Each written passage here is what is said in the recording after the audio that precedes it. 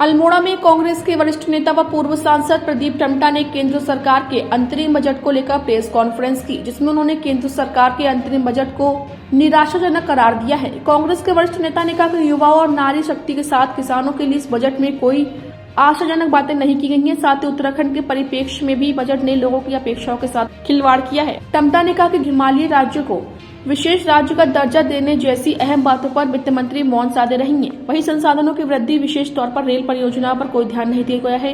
टनकपुर बागेश्वर के बीच rail line जैसे प्रस्तावों पर भी बजट में कोई वित्तीय प्रावधान नहीं किया गया है। इसके साथ ही युवाओं के रोजगार पर बजट में कोई विशेष बातें नहीं की गई हैं। देश में 20 से 24 साल के युवाओं की बेरोजगारी की दर 40% से अधिक पहुंच गई है। पिछले 45 सालों में इस समय बेरोजगारी की दर सबसे अधिक है। केंद्र सरकार महिलाओं की भागीदारी की बात जरूर कहती है, लेकिन सार्वजनिक क्षेत्र में महिलाओं की भागीदारी 20% से अधिक नहीं है। महिला उत्पीड़न के मामले लगातार बढ़ रहे हैं। शिक्षा का बजट घट गया है। कृषि विकास दर कांग्रेस के समय करीब 4% थी, जो वर्तमान में घटकर 1.8 रह गई। सरकार ने अपने इस कार्यकाल के अंतिम बजट में जनता के लिए कोई खास नहीं दिया है। युवाओं की रोजगार के संदर्भ में हो, आज देश 20 से 24 वर्ष के जो नौजवान हैं, जो सबसे ज़्यादा रोजगार को जो है, उनकी बेरोजगारी दर 40% से ऊपर चली गई है।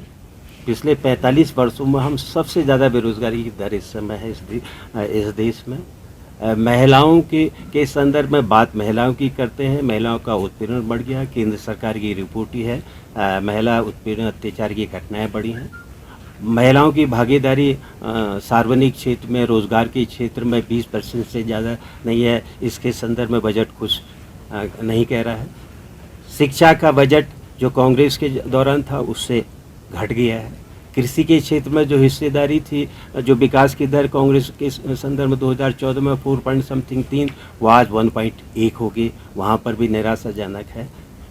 उत्तराखंड के संदर्भ में हमने सोचा था कि विशेष राज्य का दर्जा चलो 10 साल बाद हमको फिर रिस्टोर कर देंगे, उसमें कुछ नहीं किया।